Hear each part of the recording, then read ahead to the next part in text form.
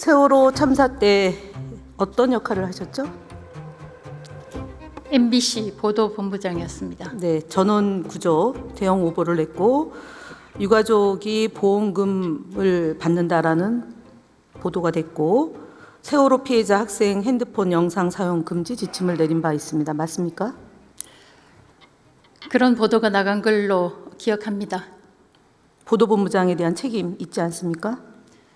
저희가 사과를 했고 아까 김 의원께서 말씀하신 대로 300명이 넘는 엄청난 학생들이 희생되는 엄청난 사고였기 때문에 사고의 와중에서 오보가 있었습니다.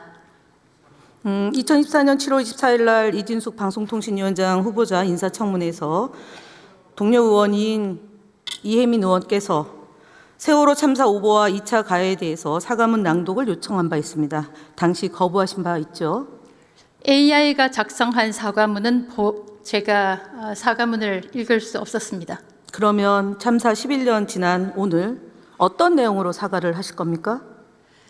수차례에 걸쳐서 그 부분에 있어서 MBC가 책임이 있다고 말씀을 드린 바 있습니다. 그러나 이 자리에서 강요하는 사과를 할 수는 없습니다. 저도 제가 그때 같은 연령대의 딸을 키우고 있던 입장이라 학부모 입장에서 엄청난 슬픔을 느꼈습니다. 그러나 이 자리에서 강제로 사과하라는 것은 저는 할 수 없습니다. 강제로 사과하라고 한 적 없고요.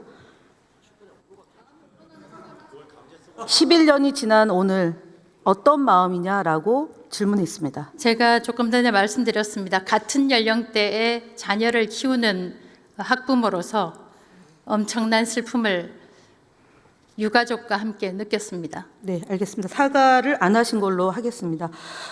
2025년 4월 4일 오후 9시 41분에 이진숙 위원장님이 페이스북에 글을 올리셨습니다. 역사에 죄송한 날이라고요. 무슨 의미죠? 제가 페이스북에 올린 제 글에 대해서 이 자리에서 뜻을 풀이할 의무는 없다고 생각합니다.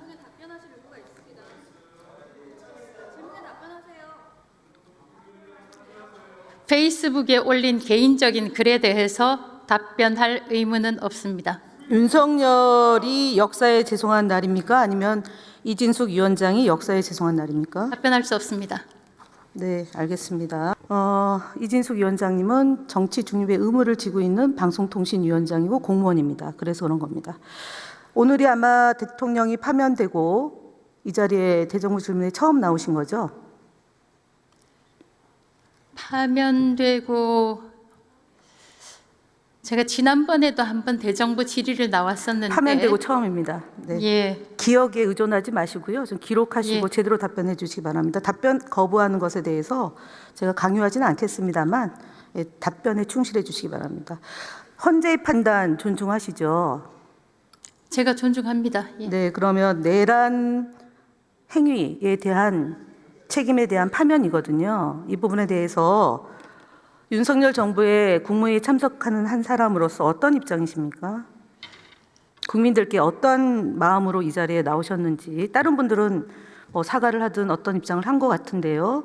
저는 파면에 대한 방송통신위원회의 위원회 위원장의 자격으로 나왔습니다. 그러니까 역사에 죄송한 날이라는 것에 대한 답변을 하지 않으셨고 거부하셨고 파면에 대한 윤석열 파면에 대한 방송통신위원장의 입장이 무엇인지 묻는 겁니다. 저는 그 부분이 방송통신위원장의 업무와 무슨 관련이 있는지 모르겠습니다. 임명권자가 윤석열이기 때문에 묻는 겁니다.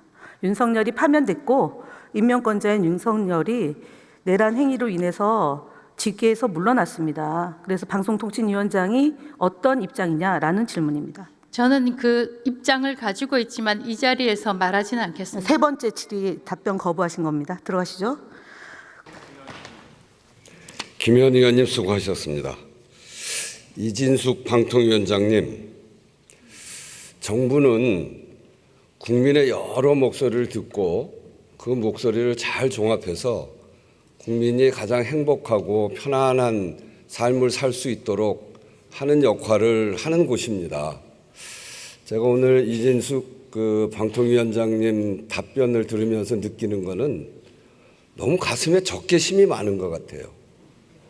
그냥 쉽게 대답할 수 있는 것도 너무나 어렵게 대답하시고, 그렇게 해서는 정부가 정말 국민의 삶 이런 것들을 제대로 챙겨 나갈 수 있을까? 국회에서 국회의원들은 어느 정당의 국회의원이든지 또 어떤 지적을 하든지 다 국민의 목소리를 대변하고 있습니다. 여기에 계신 분들은 국민들의 투표에 의해서 선출된 분입니다.